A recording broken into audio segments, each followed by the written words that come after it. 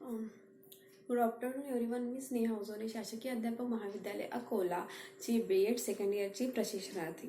विद्यार्थी मित्रांनो, आज मी तुमच्यासाठी घेऊन आलेली आहे भौतिकीय विज्ञान म्हणजेच विज्ञान या विषयाचा इयत्ता 8वीचा धाराविद्युत हा घटक. तर धाराविद्युतमध्ये आपण पाहणार आहे विद्युतधारा आणि ओहमचा नियम. मला सांगा विद्यार्थी मित्रांनो, आपल्या घरी खूप सारे उपकरणे असतात, जसे की TV, fridge, washing machine, fan. तर हे सर्व उपकरणं कशावर चालतात? तर हे सर्व उपकरणं इलेक्ट्रिसिटीवर चालतात, म्हणजेच आपण त्याला धाराविद्युत असे म्हणतो. आता इलेक्ट्रिसिटी कशातून वाहते? तर तुम्हाला सर्वांना माहीत आहे इलेक्ट्रिसिटी कशातून वाहते किंवा इलेक्ट्रिक करंट कशातून वाहतो? तर इलेक्ट्रिक करंट हा वाहकातून वाहतो, बरोबर आहे. जसं की तांब्याचे तार, चांदी, सोना, हे काय झालेले आहे? हे इलेक्ट्रॉनचे करंटचे किंवा विद्युतधारेचे सुवाहक असतात, बरोबर आहे.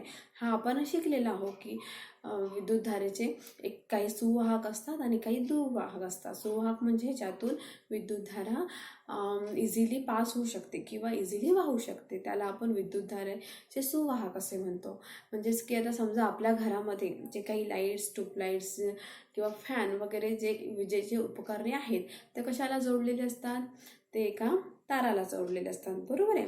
धातूच्या तारेला जोडलेले असतात. आता हे धातूची तार काय झाली? तर धातूची तार झाली आपली इलेक्ट्रिसिटीची वाहक झाली. तर आता आपण पाहूया विद्युतधारा म्हणजे काय, इलेक्ट्रिक करंट म्हणजे काय. विद्युतधारा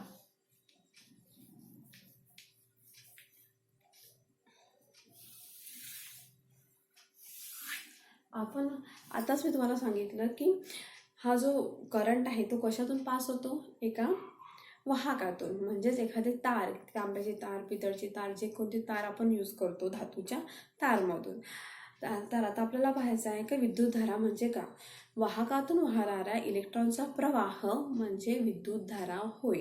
आता एक वायर समजा, आता हा समजा एक वाहक आहे, बरोबर आहे. ह्या वाहक म्हणजे समजा ही ॲज अ कन्सिडर करू की ही एक तार आहे तांब्याची, आणि या तारेतून जो काही इलेक्ट्रॉनचा प्रवाह फ्लो होतो, म्हणजेच इलेक्ट्रॉन फ्लो होतात.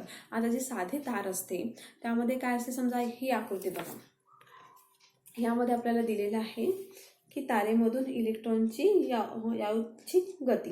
म्हणजे बघा, ही एक तार आहे, बरोबर आहे. सपोज आपण ही समजू आपण एक इलेक्ट्रॉनची तार आहे, तांब्याची तार आहे. तर या तांब्याच्या तारमध्ये काय असतात? खूप सारे इलेक्ट्रॉन्स असतात, बरोबर आहे.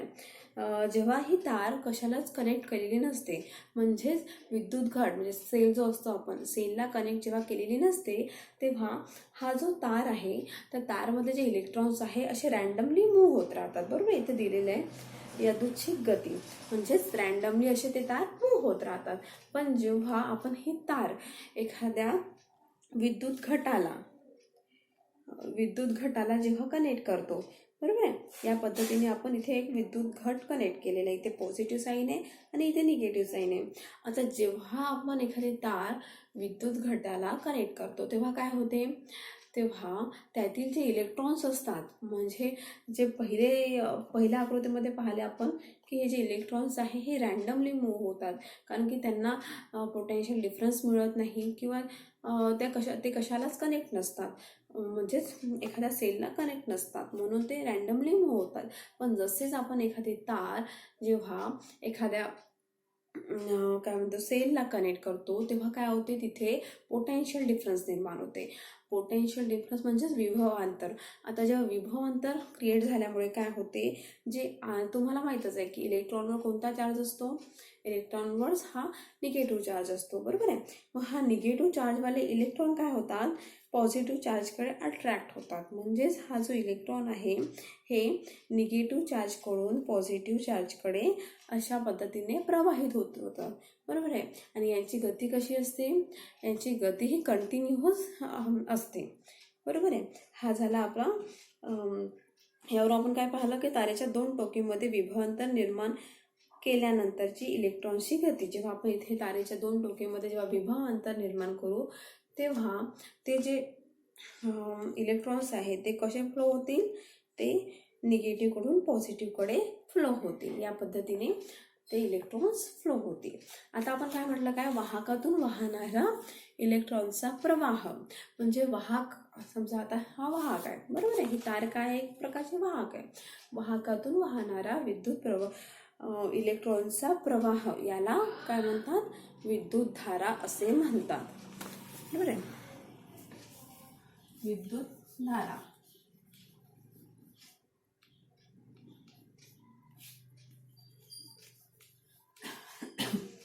वाहकातून वाहणाऱ्या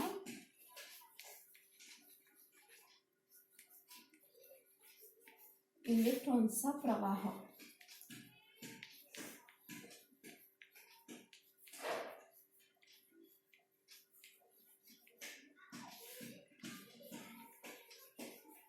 वाहक.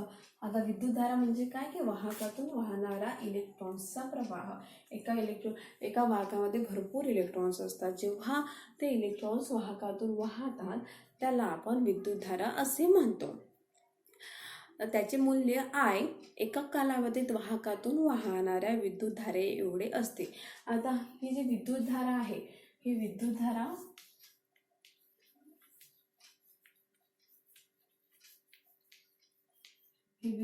कशामध्ये मोजतात, I. कशाने दर्शवतात, I ने.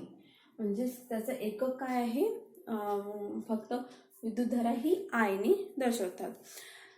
त्याचे मूल्य I एकक कालावधीत वाहकातून वाहणाऱ्या विद्युत प्रभारा एवढे असते.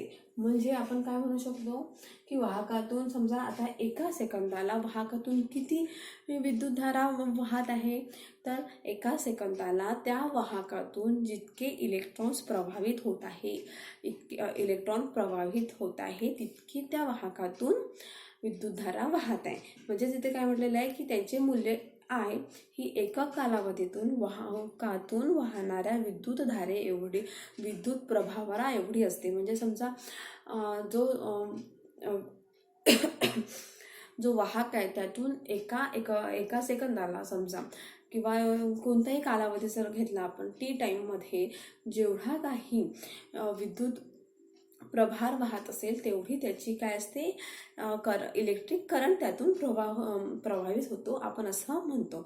म्हणजेच काय, की एका सेकंदामध्ये त्या वाहकातून जितका इलेक्ट्रिक चार्ज फ्लो होत आहे तितकाच त्या वाहकातून इलेक्ट्रिक करंट पास होत आहे असं आपण म्हणू. जर Q समजा, आता Q हा वाहकाचा हा काय आहे, जर Q हा वाहकातून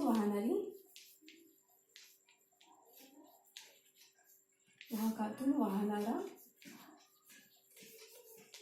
विद्युत प्रभार असेल, जर समजा Q हा वाहकातून वाहणारा विद्युत प्रभार असेल,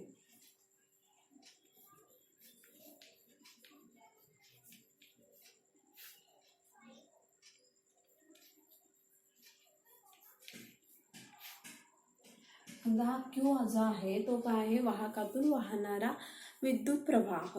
म्हणजे हा जर Q हा वाहकाच्या काठछेदातून T या कालावधीमधून वाहणारा विद्युत प्रवाह जर असेल, म्हणजे समजा हा जो Q आहे तो एका वाहकाच्या काठछेदातून T या कालावधीमध्ये वाहणारा विद्युत प्रवाह जर असेल तर आपण काय म्हणू शकतो, विद्युतधारा I बरोबर Q/T. बरोबर आहे. म्हणजेच काय, की एका सेकंदाला किंवा टी या कालावधीमध्ये एका वाहकातून वाहणारा विद्युतधारा किती असेल, तर ती Q इतकी असेल. बरोबर आहे. म्हणजे एका वाहकामधून जितका T या कालावधीमध्ये जितका विद्युत प्रभार म्हणजेच इलेक्ट्रिक चार्ज जितका फ्लो होईल तितकीच त्या वाहकातून इलेक्ट्रिक करंट फ्लो होत आहे असं आपण म्हणू शकतो. आता विद्युत प्रभार क्यू. आता क्यूचा SI युनिट काय आहे, तर क्यूचा SI युनिट म्हणजेच SI पद्धतीचं त्याचा एकक आहे क्यूचा कुलम.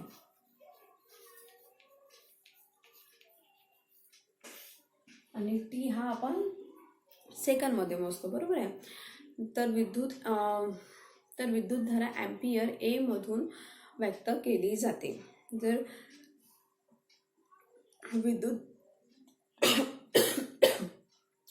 विद्युत प्रभाराचे एकक हे कुलम सी असून विद्युतधारा आहे ए हे कशामध्ये दर्शवतात,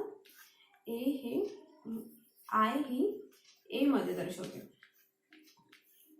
आय ही कशाने दर्शवतात, आय हे ॲम्पियर म्हणजेच ई मध्ये दर्शवतात. एका इलेक्ट्रॉन्सवरील प्रभार हा 1.6 × 10⁻19 कुलोम इतका असतो. आता एका इलेक्ट्रॉनवर किती प्रभार असतो, तर एका इलेक्ट्रॉनवर 1.6 × 10⁻19 कुलोम इतका प्रभार एका इलेक्ट्रॉनवर असतो. ठीक आहे. आता विद्युतधारेचं एकक ॲम्पियर का बरं आहे, तर जो एक शास्त्रज्ञ होता, फ्रेंच गणितज्ञ आणि वैज्ञानिक ॲम्पियर्स यांनी विद्युतधारेवर वेगवेगळे प्रयोग केले आणि त्यातून त्यांच्या या कार्यामुळे आज आपण वाहक तारेतून वाहणारी विद्युतधारा मोजू शकतो. त्यांच्या या महान कार्यासाठी सन्मानार्थ विद्युतधारेच्या एककास ॲम्पियर असे नाव दिलेले आहे, बरोबर आहे.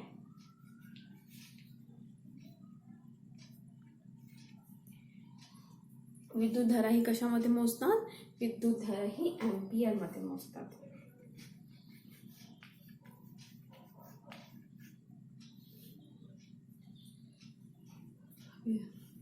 आता विद्युतधारा म्हणजे काय, तर एका वाहकातून वाहणारा इलेक्ट्रॉनचा प्रवाह म्हणजे विद्युतधारा होय. म्हणजे समजा आता एका सेकंदाला वाहकातून एका सेकंदाला 1 कुलोम इतका चार्ज जर प्रभावित होत असेल तर त्या वाहकाची विद्युतधारा ही किती असेल, 1 ॲम्पियर इतकी असेल. म्हणजेच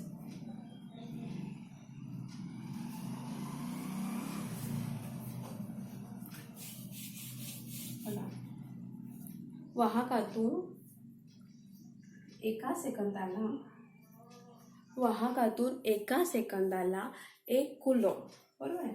वाहकातून एका सेकंदाला 1 कुलोम इतकी विद्युतधारा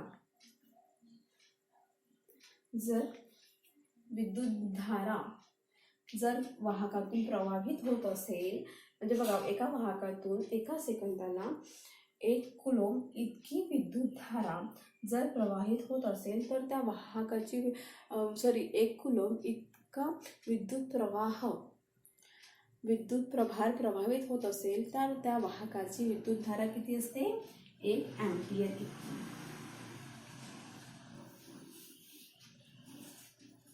यावरून आपल्याला काय माहित पडते की जर एका सेकंदाला एका वाहकातून 1 कुलोम इतका विद्युत प्रभार प्रवाहित होत असेल तर त्या वाहकाची विद्युतधारा किती असेल, 1 ॲम्पियर इतकी असेल.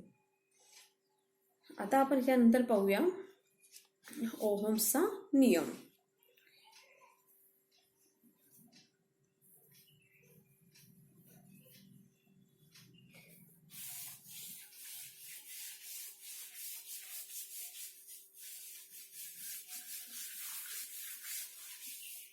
ओहमचा नियम. आता ओहमचा नियम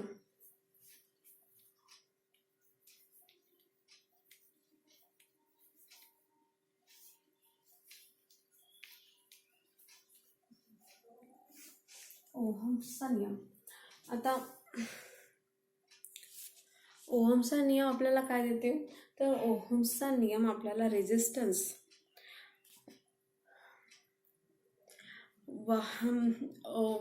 रोधकाबद्दल वाहकातून प्रभावित होणारी विद्युतधारा I व त्या वाहकाच्या दोन टोकांमधील विभवांतर यांच्यामधील संबंध जर्मन शास्त्रज्ञ जॉर्ज ओहम यांच्या नियमातून काढला जातो. म्हणजेच एका वाहकामधून किती विद्युतधारा जी प्रभावित होत आहे I आणि विभवांतर त्यांच्या दोन टोक्यातील विभवांतर आहे याच्यातील संबंध हा आपण ओहम्स यांच्या नियमावरून काढू.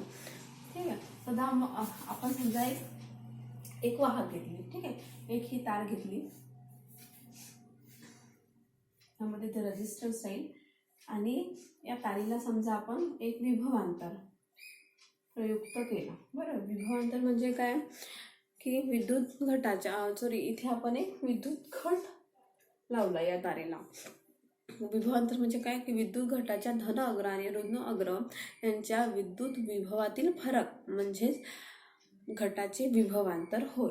आता बघा, आता ही तार आहे, याला आपण एक विद्युत घट जोडला. बरोबर आहे. आता या पद्धतीने आपण इथे विद्युत घट जोडला.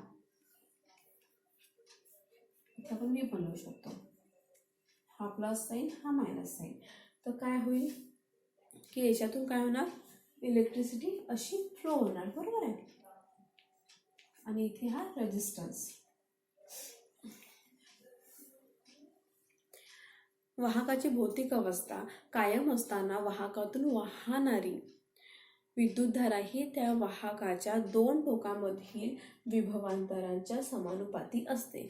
इथे काय म्हटलेलं आहे की ओहमचा नियम काय सांगतो आपल्याला की वाहकाची भौतिक अवस्था. आता वाहकाची भौतिक अवस्था म्हणजे काय, तर त्या वाहकाची लांबी, जसं की हा तार आहे, त्या ताराची लांबी, त्याचं काटछेद क्षेत्रफळ, त्याचे तापमान व त्याचे द्रव्य होय. जर वाहकाची भौतिक अवस्था कायम असताना वाहकातून वाहणारी विद्युतधारा, बघा या वाहकातून जी विद्युतधारा वाहत आहे ही विद्युतधारा ही त्या वाहकाच्या दोन टोकातील विभवांतराच्या समानुपाती असते. म्हणजेच काय की I is directly proportional to V. बरोबर आहे. आता आपण इथं असंही लिहू शकतो की I बरोबर K V. आता हा K जो आहे आपण याला स्थिरांक करून म्हणू. K हा इथे स्थिरांक झाला. आता मला सांगा, आपण या K ला इकडे घेऊ शकतो म्हणजेच I equals to 1/K into V. आता हा जो 1/K आहे याला काय म्हणतो आपण, 1/K म्हणजेच R रेजिस्टन्स किंवा मराठीमध्ये याला आपण रोध म्हणतो, वाहकाचा रोध. बरोबर आहे. आता रोध म्हणजे काय, तर जेव्हा आपण इथे बघा, इथे पाहिलं होतं काय होतंय, जेव्हा आपण इथे एक विद्युत घट कनेक्ट केला तेव्हा हा काय इलेक्ट्रॉन्स फ्लो होतात. बरोबर आहे. पण जेव्हा इलेक्ट्रॉन्स त्याच्या गतीने फ्लो होतात तेव्हा आता रोध म्हणजे काय ते आपण बघू. ठीक आहे. आर म्हणजे रोध आपण लिहिला.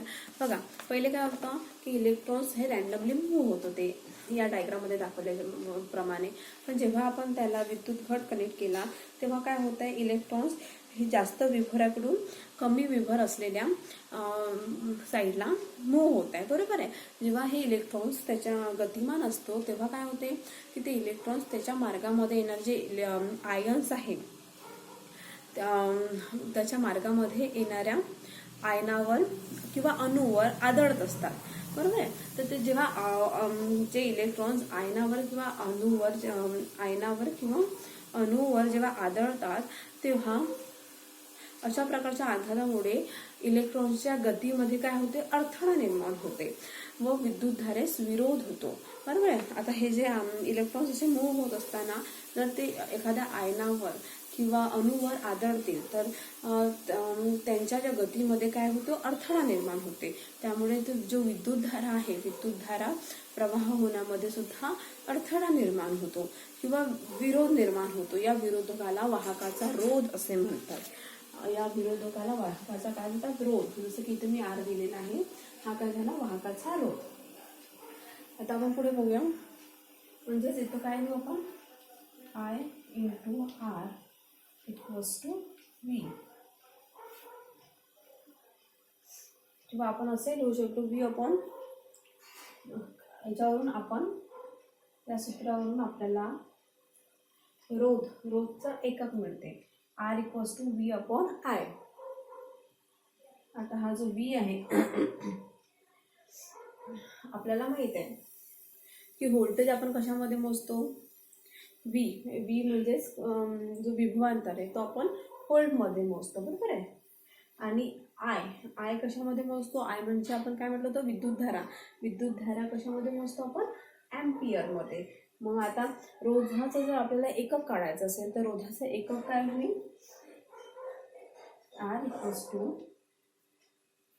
1 volt upon 1 R equals to 1 volt upon 1 ampere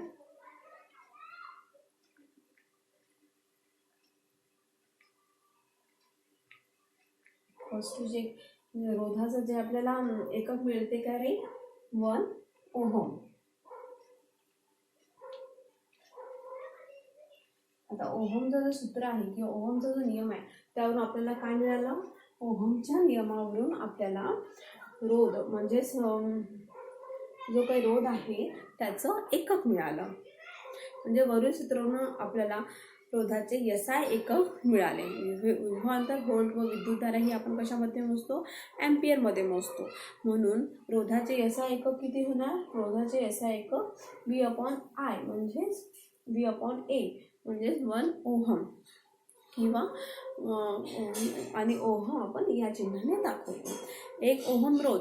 आता समजा आपल्याला म्हणायचं की 1 ओहम रोध म्हणजे किती होणार, वाहकाच्या 2 टोकातून वाहणाऱ्या वाहकाच्या 2 टोकामध्ये जर 1 व्होल्ट विभवांतर प्रयुक्त केली असता वाहकातून जर 1 ॲम्पियर इतका विद्युतधारा प्रवाहित होत असेल तर त्या वाहकाचा रोध किती असेल, 1 ओहम इतका तो त्या वाहकाचा रोध असेल.